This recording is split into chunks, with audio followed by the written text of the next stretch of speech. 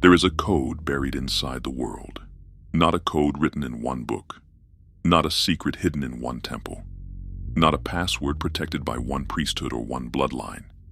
A code scattered across stone, myth, sound, geometry, scripture, ritual, language, and consciousness itself. You can find fragments of it in Egypt. You can find it in the temples of India. You can find it in the pyramids of Mesoamerica, in the mandalas of the East, in the cathedrals of Europe, in the old Hebrew letters, in the desert sayings of prophets, in the chants of monks, in the mathematics of music, in the silence between two thoughts. Different civilizations, different languages, different continents, different centuries. And yet again and again, they pointed toward the same impossible truth. Reality is not what you were told it is. You were taught to see the world as dead matter, a collection of solid objects, a mechanical accident, a physical stage where you, a temporary body, struggle for survival until time erases you. That story was useful, not necessarily true. Useful. Useful for building workers. Useful for building consumers. Useful for building obedient minds that do not question the deeper architecture of existence. Useful for producing people who know how to function inside the system, but not how to understand the system of reality itself. The ancients told a different story. They did not say you were a meaningless body inside a meaningless universe. They said you were consciousness wearing form. They did not say the universe was dead. They said it was alive with pattern, intelligence, rhythm, vibration, and law. They did not say your words were only sounds. They said words were creative instruments. They did not say your attention was passive. They said attention was participation. They did not say you were separate from reality. They said separation was the illusion. And beneath that illusion, everything was one field expressing itself as many forms. That is the code.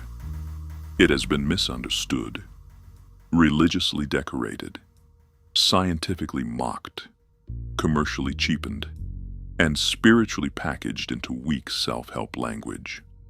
But underneath all the distortion, the same signal remains. Everything is energy. Everything is connected. Consciousness is not outside the process, and the word is the interface, not because language is magic in the childish sense, because language is how consciousness gives shape to vibration. And if you understand this, not as entertainment, not as belief, but as a living principle, you will never look at your thoughts the same way again. You will never hear your own words the same way again. You will never treat your inner state as harmless again. Because the code does not care whether you use it consciously or unconsciously. It works either way. The only question is whether you are the one operating it, or whether someone else has been operating it through you. Let us go back. Before modern cities, before screens, before algorithms, before your nervous system was trained to live in constant noise, before reality was reduced to money, work, identity, and consumption. Go back to the first civilizations that looked at the sky and did not see emptiness. They saw order. They saw rhythm. They saw repetition. They saw the stars moving in cycles. They saw seasons returning. They saw life emerging, dying, and returning again.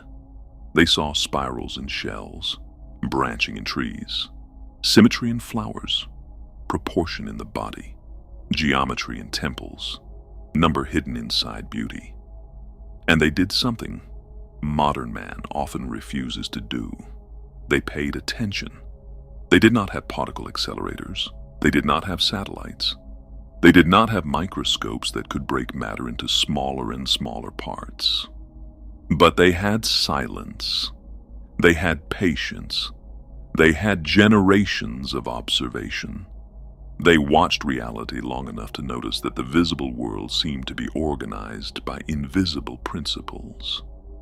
And the strange thing is this: civilizations that could not have compared notes often encoded the same principles. Pyramidal structures appear in Egypt and the Americas. Sacred geometry appears in temples, mosques, churches, mandalas, carvings, and ancient diagrams. Flood myths appear across cultures separated by oceans and time. The golden ratio emerges in architecture, art, nature, and symbolic systems. Sound, word, breath, and vibration appear again and again as creative forces.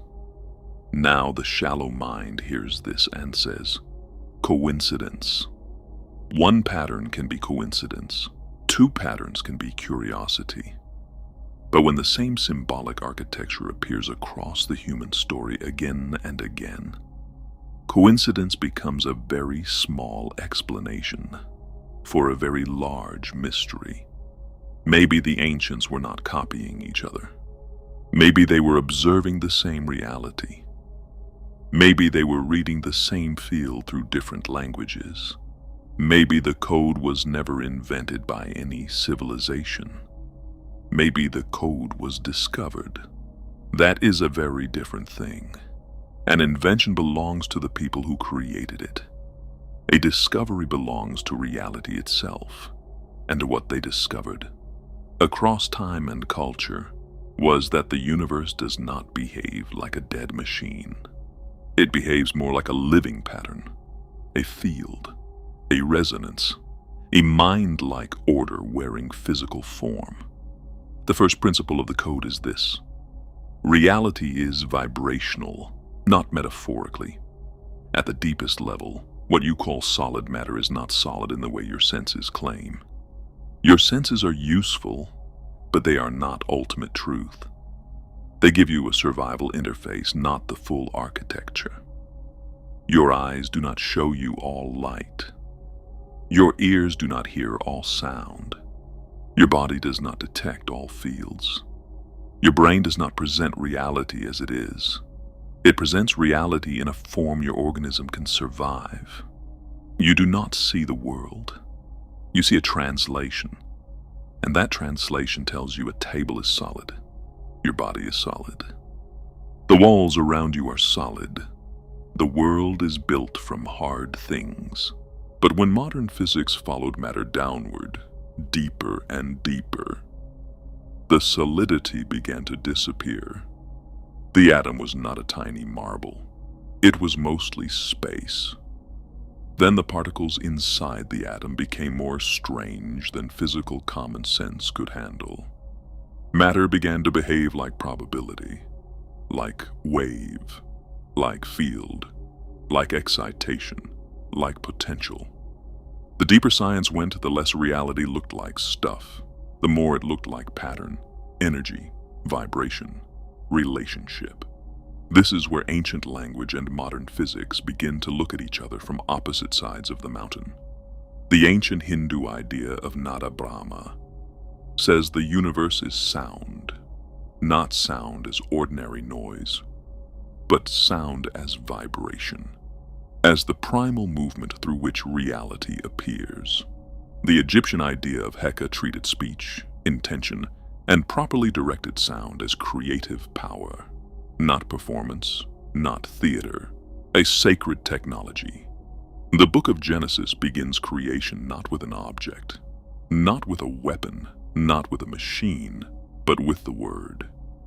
Let there be, spoken command, vibration preceding form. The Pythagoreans looked at the cosmos and described it through harmony, ratio, number, and what later became known as the music of the spheres. Across traditions, the message repeats: reality is structured vibration. Now, be careful. This does not mean every ancient statement is identical to modern science. It does not mean sacred texts are physics textbooks. It does not mean we should flatten all wisdom into one simplistic claim. But the convergence is too powerful to ignore. The ancient world kept saying, Beneath form is vibration. Modern physics keeps suggesting. Beneath apparent solidity is field, probability, excitation, oscillation. Different tools, different language, same direction. And once you understand this, the story of what you are begins to change. You are not a hard object moving through other hard objects. You are an organized field of energy moving inside a larger field of energy. Your body is not separate from the world. It is made from the world. The atoms in your body were born in stars, carried through cosmic processes, arranged through earth, water, air, food, blood, breath, and time. You are not inside the universe like a stranger. You are something the universe is doing, temporarily, locally, consciously. And your state matters. This is where most people lose the thread because they want the truth to remain intellectual. They want to admire ancient wisdom from a distance. They want to hear that everything is energy, nod, feel mystical for a moment, and then go back to speaking, thinking, fearing, and reacting exactly the same way. But the code does not allow that. If everything is vibrational, then your inner state is not private in the way you imagine. Your emotions are not just little moods hidden inside your skull. Your nervous system is electrical. Your heart produces electromagnetic activity. Your brain produces measurable rhythms. Your body constantly communicates through posture, tone, expression, micro-movement, breath, chemistry, and signal. You are broadcasting before you speak. People feel you before they understand you. Rooms change when certain people enter. You know this. You have felt it. You have walked into a place and sensed tension before anyone explained it. You have been near someone calm and found yourself settling. You have been near someone anxious and felt your own system tighten. You have heard a voice and trusted it before the words were finished. You have heard another voice and felt your body reject it before your mind formed a reason. This is not fantasy. This is the body reading signal. The ancients did not separate emotion, sound, breath, intention, and reality the way modern culture does. They understood that your state was participation. Your frequency was not decoration. It was your way of entering the field. And this leads to the second principle. Everything is connected, not in the sentimental sense. Not we are all connected as a soft phrase printed on a poster. Connected as structure, connected as law, connected as the hidden condition of existence. Modern life trains you to experience yourself as isolated, a separate person inside a separate body, competing against separate people, chasing separate goals, defending a separate identity. This feeling of separation is powerful, but power does not make it ultimate. At the quantum level, the old idea of separate objects becomes deeply unstable. Quantum entanglement shows that particles that have interacted can remain correlated in ways that disturb the ordinary imagination. Einstein famously disliked the implication because it seemed to violate the clean boundaries classical physics preferred. The deeper suggestion is not that you should use quantum language carelessly. The deeper suggestion is that reality may be less divided than your senses report. The boundary may be useful, but not absolute. Again, the ancients said this in their own language. Indra's net, from Hindu and Buddhist imagery, describes reality as an infinite web of jewels, each jewel reflecting every other jewel, and each reflection containing all reflections. One point contains the whole. The whole appears in every point. The Hermetic principle says, as above, so below, as within, so without. The pattern of the macrocosm is reflected in the microcosm. The universe and the soul are not alien structures. They mirror each other because they arise from one order. Taoism describes the Tao as the nameless unity from which opposites emerge. Yin and Yang are not enemies. They are polar expressions of one movement. The world appears divided, but the division belongs to expression, not essence. Buddhist interdependence says nothing exists alone. Every phenomenon arises through relationship. There is no isolated thing standing by itself, independent of all else. Everything is a knot in a web of conditions. Kabbalistic thought speaks of the infinite, the boundless source beneath multiplicity. Many forms, one underlying reality. Different traditions, same wound in the illusion. Separation is not the deepest truth. Connection is. And if this is true, then your life is not happening to you from the outside in the way you were trained to believe. You are not merely a victim of external circumstances. You are not merely watching reality unfold like a movie from a theater seat. You are inside the field. You are made of the field. You affect the field, and the field affects you. This does not mean you control everything. That is childish. This does not mean suffering is imaginary. That is cruel. This does not mean every hardship is your fault. That is spiritual ignorance pretending to be wisdom. But it does mean your participation matters, your attention matters, your interpretation matters, your inner state matters, your repeated language matters, your unconscious assumptions matter. Your consciousness is not outside reality, commenting on it. Your consciousness is part of the event. Which brings us to the third principle. Consciousness is creative. This is the most dangerous part of the code, because if people understand it deeply, they become much harder to govern through fear. A person who believes reality is fixed will ask for permission. A person who understands reality is participatory will begin to adjust the source. Modern culture wants you focused on effects. Work harder. Buy more, react faster, consume more information, compare yourself, panic over symptoms, manage the surface. But ancient systems were obsessed with cause, and for them, cause was not merely physical. Cause began in consciousness. The double-slit experiment is often misunderstood and abused, but it remains one of the most symbolically powerful cracks in the materialist imagination. At the quantum level, particles can behave in ways that look like waves of possibility. Under certain experimental conditions, when path information is measured, the pattern changes. Observation, measurement, interaction with the system alters the outcome. Now we must be precise.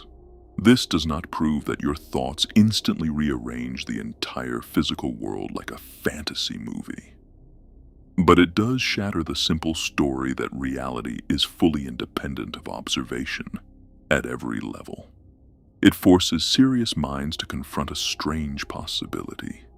The observer and the observed are not as cleanly separate as we once believed. The ancient world would not have been surprised. The Upanishads place consciousness at the foundation of reality. Hermetic texts declare that the universe is mental, not meaning imaginary, but mind-like in essence. Certain Buddhist schools explored the inseparability of mind and world, not as denial of reality, but as a deeper inquiry into how experience arises.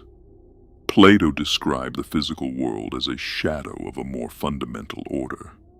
Mystical traditions across the world insist that what you call reality is downstream from consciousness, not the other way around. Modern man was taught the reverse. He was told matter came first, then life, then mind, then meaning as an accidental secretion of the brain. The ancient code says, consciousness is not late. Consciousness is primary. And even if you do not accept that metaphysically, you can observe it psychologically. Your consciousness already creates your lived reality. Two people can stand inside the same event and inhabit completely different worlds. One sees humiliation, another sees training. One sees failure, another sees initiation. One sees rejection, another sees redirection. One sees chaos, another sees pattern. The outer event may be similar. The inner interpretation creates the world experienced. This is not small. This is everything. Because most people do not suffer only from what happens. They suffer from the meaning their consciousness attaches to what happens. They suffer from the story. And if consciousness shapes meaning, and meaning shapes emotion, and emotion shapes action, and action shapes future conditions, then consciousness is not decoration. It is causal. The ancients knew this.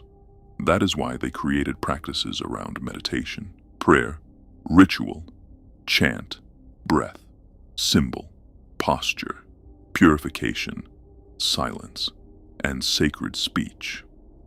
Not because they were primitive, because they understood that if consciousness is the interface, consciousness must be trained.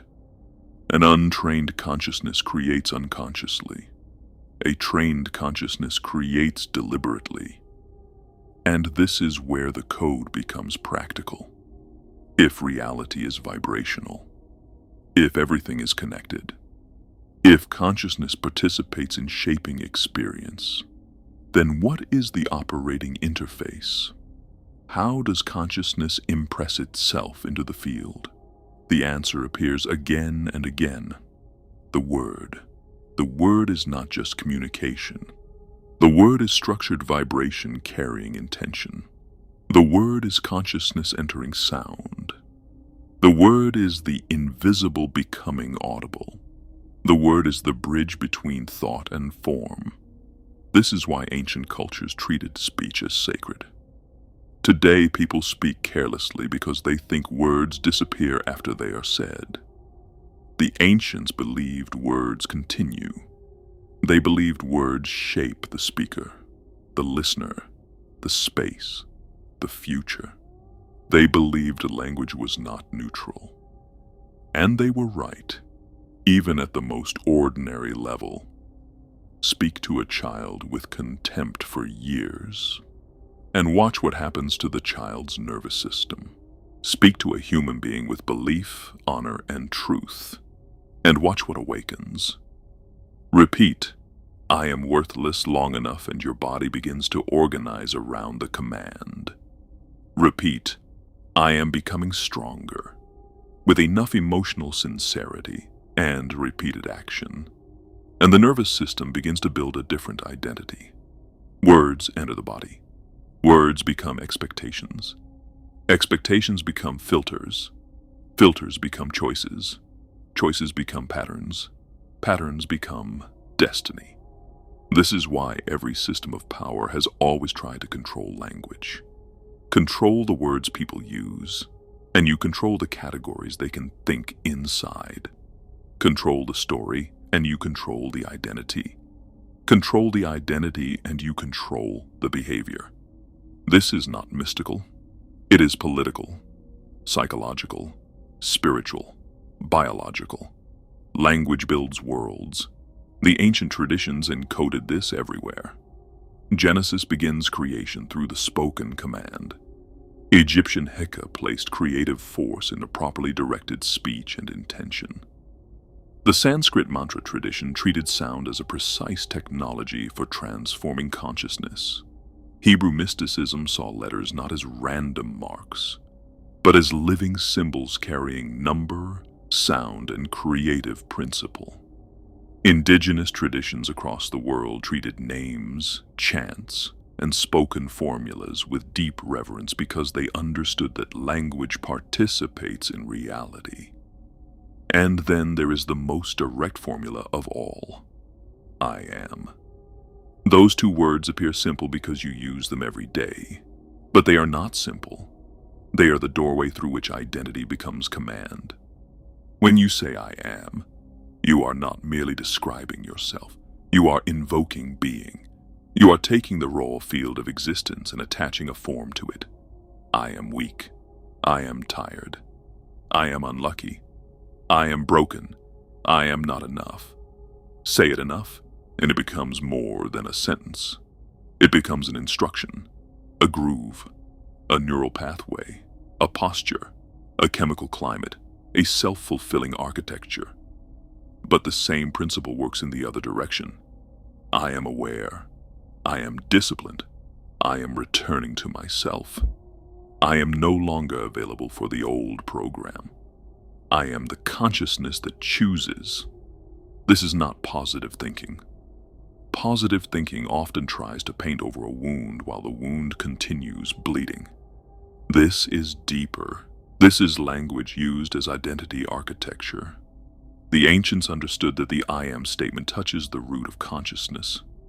Moses asks for the divine name and receives not a name in the ordinary sense, but a state of being. I am that I am. The Hindu declaration, Aham Brahmasmi, points to the realization, I am Brahman. The individual self recognizes its unity with ultimate reality. Mystics across traditions came to similar declarations, sometimes at great personal cost, because once consciousness recognizes itself as more than the small personality, language changes. I am stops being biography. It becomes creative authority. And this is where most people unknowingly destroy themselves. They use the creative instrument against their own becoming. They wake up and speak limitation. They describe their prison so often that the description becomes reinforcement. They say this is just who I am, when they are really describing a program. They say I can't, when they mean I have not learned how. They say I always fail, when they mean I am loyal to an old identity. They say nothing ever changes, and then wonder why their nervous system keeps selecting the same reality. The field may not obey language in a simplistic, magical way, but your body does, your subconscious does, your perception does, your behavior does, your relationships do, your opportunities do. Because the words you repeat become the lens you live through, and the lens you live through determines what you can see. This is why attention and language are inseparable. Attention selects. Language stabilizes. Attention points to a possibility. Language names it. Emotion charges it. Action embodies it. Repetition installs it. That is the code in practical form. And now you can see why this knowledge would be dangerous in a world built on unconscious people. A person who does not understand the creative power of attention can be governed through distraction. A person who does not understand the creative power of words can be governed through narratives. A person who does not understand the creative power of identity can be governed through labels. A person who does not understand frequency can be kept in fear, shame, outrage, and scarcity. And once those states become normal, the person does not need chains. He carries the prison inside his own nervous system. This is how the code was buried, not necessarily by one villain sitting in one hidden room. The truth is more complex and more disturbing. Knowledge can be buried by destruction, but it can also be buried by simplification. It can be buried by institutions. It can be buried by translation. It can be buried by turning living practices into dead rituals. It can be buried by turning symbols into decorations. It can be buried by turning mystical experience into religious obedience. It can be buried by turning philosophy into academic language no ordinary person can feel. It can be buried by turning science into materialist arrogance. It can be buried by turning spirituality into content. That is what happened. The ancient world guarded knowledge because it understood that power without preparation can corrupt the user. Mystery schools did not treat wisdom as entertainment. They treated it as initiation. But when temples fell, lineages broke, libraries burned, languages died, and oral transmission disappeared. Pieces of the code were scattered. Some survived as scripture. Some survived as ritual. Some survived as myth. Some survived as geometry. Some survived as music. Some survived as prayer. Some survived as superstition, stripped of its original intelligence. Then came the age of institutions. Living truth became doctrine. Direct experience became belief. Inner transformation became external obedience. The word remained, but the technology behind the word was forgotten. The symbol remained, but the state of consciousness required to activate the symbol was lost. The ritual remained, but the frequency it was meant to cultivate disappeared. Then came the modern age, and with it came incredible gifts: medicine, engineering, communication, technology, measurement, precision, physical knowledge. But something else came with it too. A story that said only what can be measured by current instruments is real. A story that reduced consciousness to a brain event. A story that treated ancient wisdom as primitive imagination.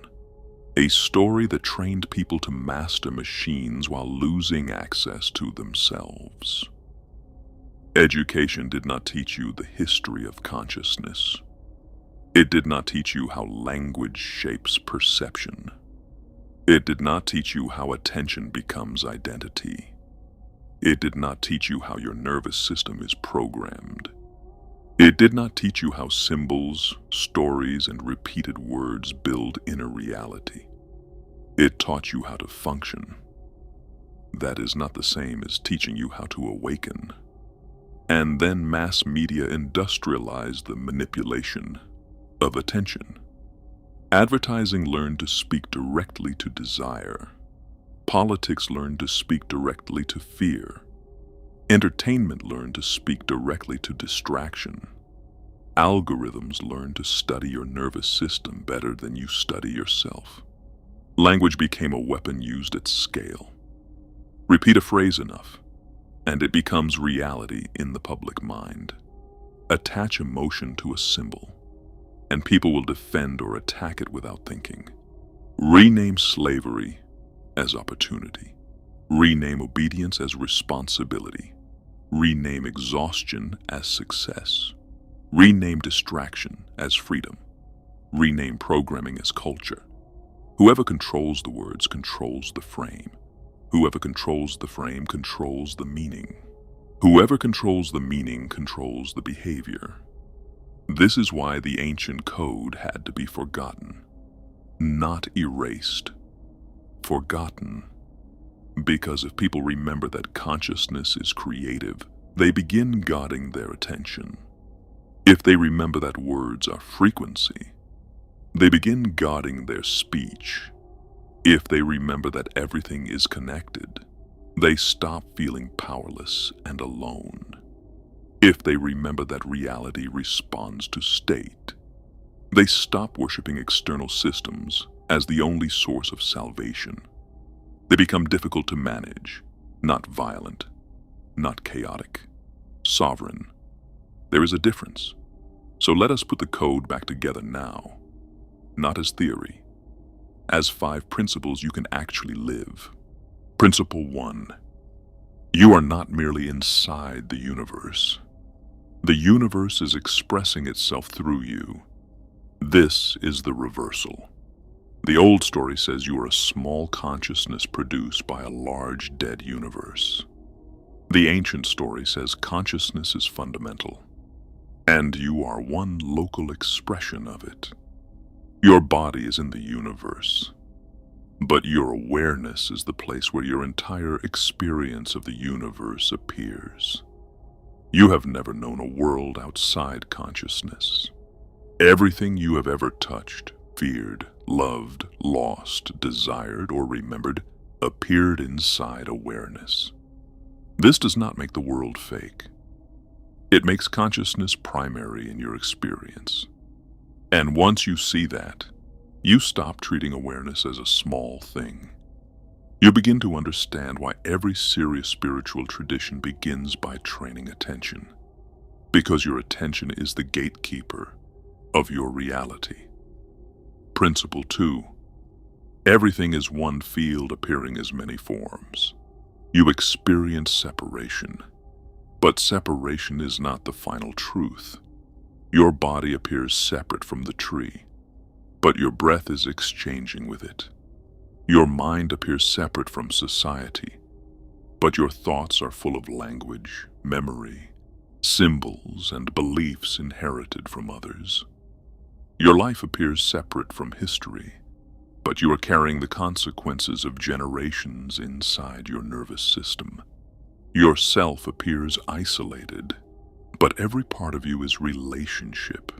You are not a sealed object. You are a living intersection. The code says, live from connection, not isolation. Not because it sounds kind, because it is more accurate. Principle 3, frequency determines experience. You do not experience life only through events. You experience life through state. When your state is fear, the world reveals threats. When your state is shame, the world reveals judgment.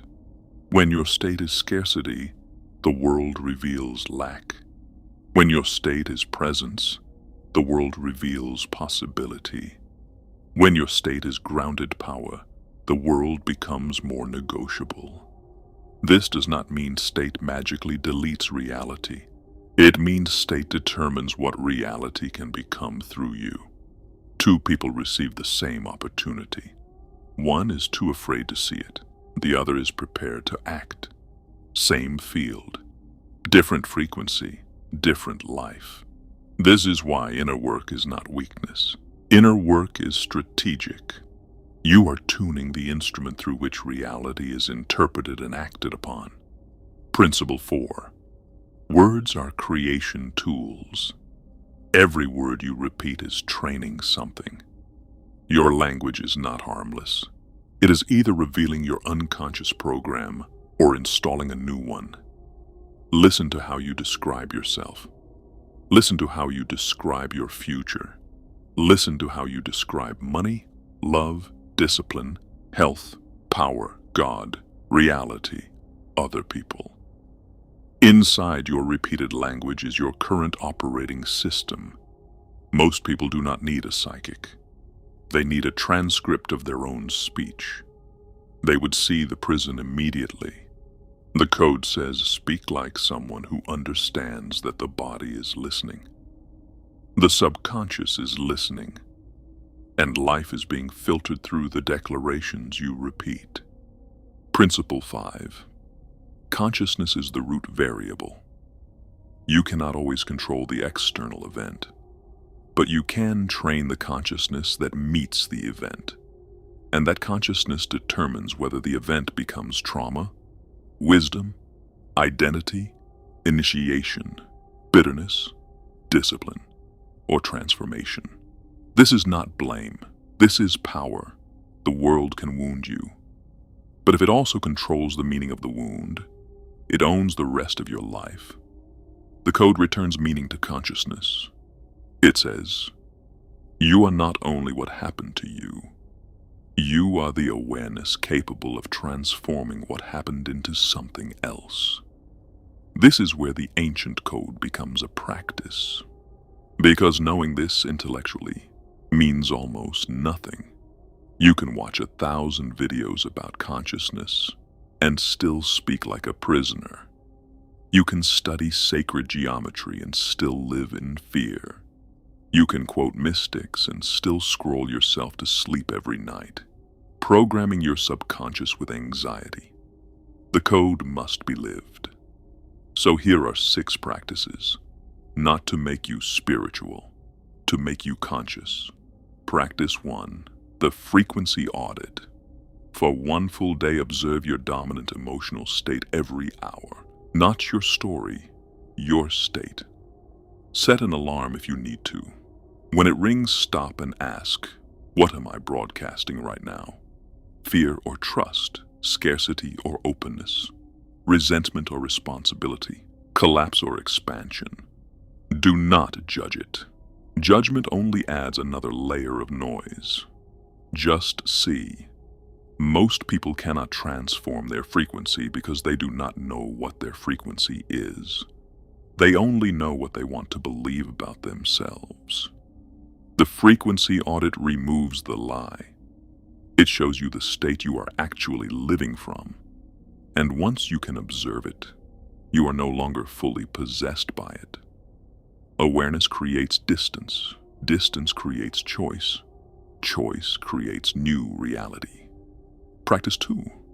The morning word, command. Before you touch your phone, before the world injects its language into your mind, speak deliberately, out loud. Your own voice must hear your own authority.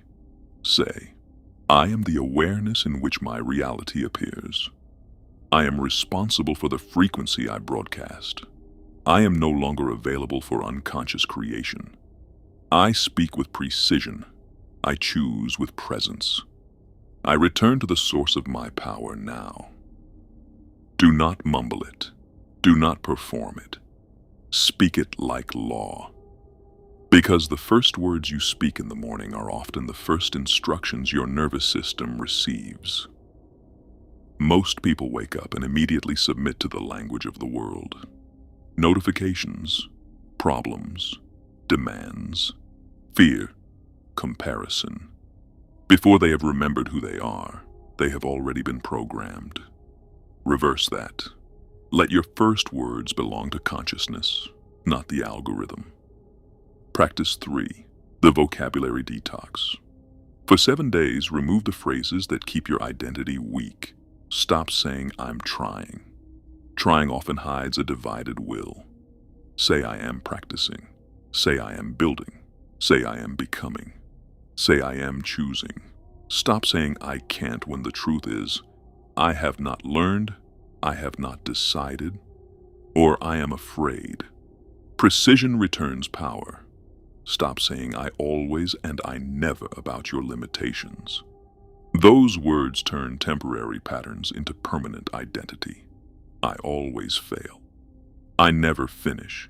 I always ruin things. I never get ahead. These are not observations, they are spells of continuity. Break them. Say instead, that was the old pattern. I am seeing it now. I am no longer feeding it unconsciously. Stop using but to destroy your own declarations. I want to change, but I'm scared. The second half cancels the first. Say, I want to change, and fear is part of the threshold. Now both are true, but fear is no longer the master. This is not about pretending. It is about refusing to let unconscious language write your future. Practice 4, sacred pattern attention. The ancients used geometry because geometry is order made visible. The flower of life, the seed of life, the Sri Yantra, the spiral, the circle, the triangle, the cross, the mandala. These were not decorations before they were commercialized. They were maps of relationship, proportion, balance, emergence, return. For 5 minutes, look at one sacred geometric pattern in silence. Do not analyze. Do not force mystical feelings. Just rest your attention on order. Let your nervous system entrain to symmetry. Let the scattered mind collect itself around pattern. Modern life breaks attention into fragments. Sacred pattern restores attention into wholeness. Even if you reject every metaphysical interpretation, this practice teaches your mind to return from chaos to coherence. And coherence is power. Practice 5, the unified field meditation. Sit quietly, close your eyes, breathe slowly, and for 60 seconds, loosen the belief that you are a hard, separate object trapped inside a hostile world. Feel your breath entering from outside and becoming inside.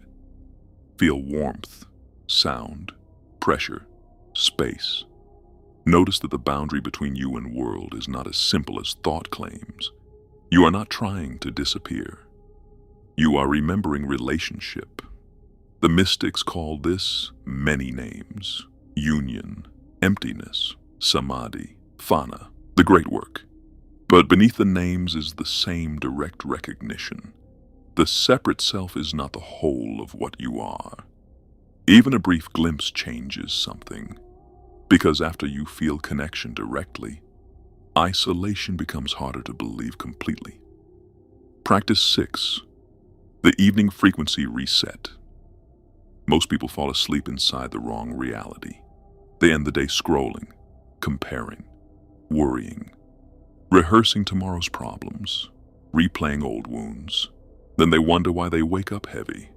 The state you sleep in matters. Before sleep, find 3 moments from the day where you felt alive. They do not need to be dramatic. A quiet breath, a real conversation, a small victory, a moment of beauty, a line of music, a feeling of strength, a second of peace. Close your eyes and relive each one for 30 seconds. Not remember, relive. Bring the body back into the state. Let the nervous system taste aliveness before it enters sleep. This is gratitude before gratitude was turned into a checklist. This is frequency selection at the gate of the subconscious. Do this for 30 nights, and your baseline will begin to shift. Not because the universe rewards you for being positive, because your nervous system begins learning what to search for. And what you repeatedly search for, you begin to find. Now step back and see what has happened.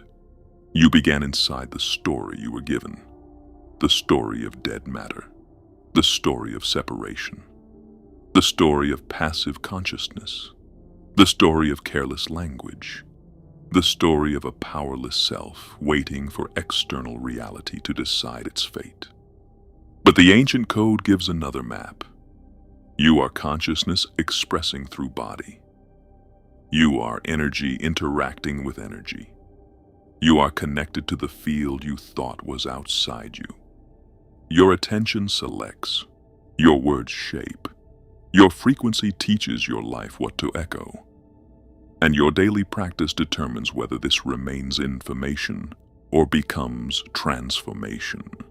This is why they buried the code in symbols. Not to hide it from you forever, to preserve it until someone was ready to read it again. The temples were not only buildings, they were memory devices. The myths were not only stories, they were encrypted psychology. The rituals were not only religion, they were consciousness technologies. The sacred words were not only prayers, they were frequency instructions. The geometry was not only art, it was frozen intelligence. The code was never truly lost. It was waiting beneath the noise. And maybe that is why something in you recognizes it. Not because it is new, because it is old. Older than your name. Older than your programming. Older than the story you were handed about what you are allowed to be. There is a part of you that already knows your words matter, that your state matters, that your attention is sacred, that your life changes when your consciousness changes, that you are not here merely to survive inside a reality you never question. You are here to become conscious of the reality you are participating in. But do not misunderstand this. The code is not an escape from responsibility. It is the beginning of responsibility. Because once you know your words are not neutral, you can no longer speak unconsciously and pretend it means nothing. Once you know your attention is creative, you can no longer feed it to fear all day and wonder why your world feels dark. Once you know your frequency is broadcasting, you can no longer blame every echo without examining the signal. Once you know consciousness participates, you can no longer live as if you are only a victim of the visible. This is the burden of awakening. It gives power back to you. And power always comes with responsibility. Not guilt, responsibility. The ability to respond. The ability to choose the next word. The ability to interrupt the old state. The ability to observe the program instead of obeying it. The ability to speak from the self you are becoming, not only the self you inherited. So begin simply. Watch your words. Guard your attention. Study your emotional frequency. Enter silence. Return to the body. Speak deliberately. Stop calling old programming your personality. Stop calling fear realism. Stop calling unconscious repetition destiny. You are not the script. You are the awareness that can read the script. And if you can read it, you can revise it. That is the secret hidden in plain sight. That is the code inside the temples, the chants, the myths, the symbols, the letters, the prayers, the sciences, the philosophies, the silence. Everything is energy. Everything is connected. Consciousness participates. The word gives form, and reality listens more deeply than you were taught. Not to your wishes, to your state, not to your performance, to your frequency, not to what you pretend for one moment, to what you repeatedly become. So choose carefully, speak carefully, attend carefully, because every day with every thought you feed, every word you repeat, every state you normalize, you are entering commands into the oldest operating system there is. You are not outside the code. You are written in it. And now, for the first time, you are learning how to write back. I wish you all the best. And until next time.